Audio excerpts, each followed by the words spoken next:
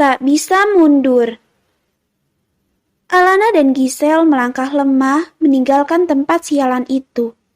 Keduanya masih tak mengerti dengan apa yang telah terjadi. Hanya dalam sehari, hidup mereka jungkir balik. Berawal menolong, malah membawa petaka. Alana menarik nafas berat. Rasanya ia telah kehilangan jiwanya. Bagaimana, Sel? Aku akan menikah dengan Kak Vino. Ucap Alana lemah untuk yang kesekian kalinya. Hal yang mustahil itu tak lama lagi akan menjadi kenyataan. Dia benar-benar mengerikan. Gerutu Giselle, tubuhnya masih bergetar. Dia baru saja keluar dari kandang singa. Aku ini pamit ke Jerman pada ibuku untuk mengumpulkan uang untuk operasi wajah. Kenapa jadi menikah? Ya Tuhan, Alana semakin putus asa saja, membayangkan ibunya. Susah payah ia meyakinkan ibunya jika dia hanya akan fokus mencari uang di Jerman. Sekarang, dia akan menikah. Kita sudah tidak bisa berbuat apa-apa lagi, Lan. Giselle menarik nafas berat. Anggap saja berkah, ke Jerman cari uang, bonus dapat suami tampan. Ucap Giselle sedikit menghibur hati Alana yang galau, melihat sedikit sisi positif dari masalah ini. Giselle, aku sedang tidak bercanda. Gerutu Alana kesal. Ibuku pasti sangat marah. Aku bisa disuruh pulang sekarang juga. Dan aku kembali jadi beban keluarga. Terang Alana. Jangan beritahu ibumu, Lan. Sergan Giselle. Sel, waktu 2 tahun yang diberikan ibuku, tinggal 7 bulan lagi. Setelahnya aku harus pulang. Aku tidak bisa terikat pernikahan dengannya. Papar Alana tentang waktu yang diberikan ibunya. Kita akan mencari jalan keluar secepatnya agar kau terbebas.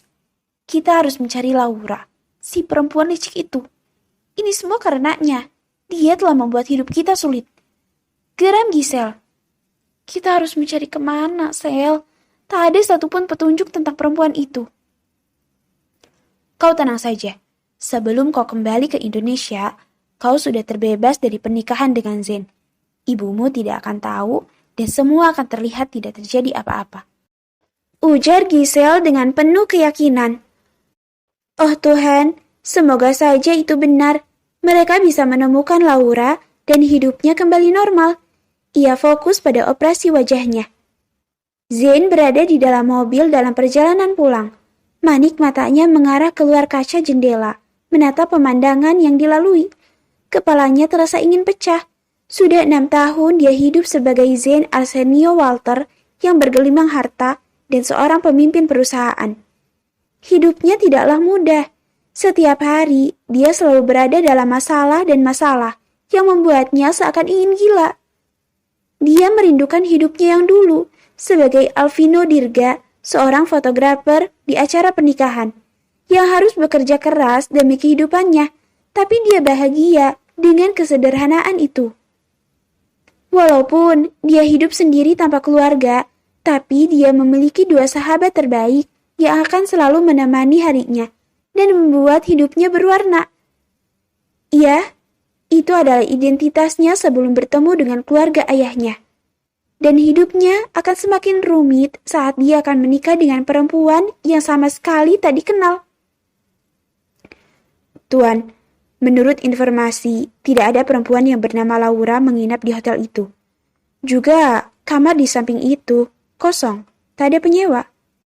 Jelas Ken saat sedang duduk di bangku kemudi menatap tuannya sesekali dari kaca spion. Lamunan Zen buyar. Mendengar tatapan itu kembali tajam bak belati. Mereka berbohong.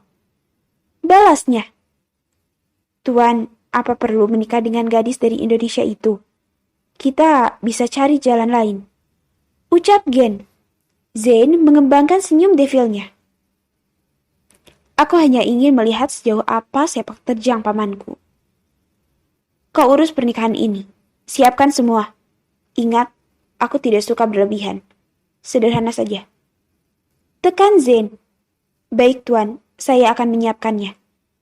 Zain kembali menikmati pemandangan sepanjang jalan, sembari mengingat wajah perempuan itu. Mengapa ia merasa tak asing dengannya? Bentuk tubuhnya yang mungil mengingatkannya pada seseorang. Apalagi asal-usul perempuan itu sama di mana dengan tempat seseorang yang spesial untuknya. Nara.